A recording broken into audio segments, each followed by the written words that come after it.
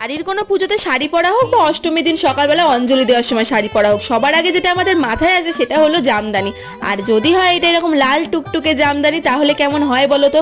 আমার কিন্তু ভীষণ পছন্দ এই লাল কালারের জামদানি, যেটা খুব এখন কম পাওয়া যায়।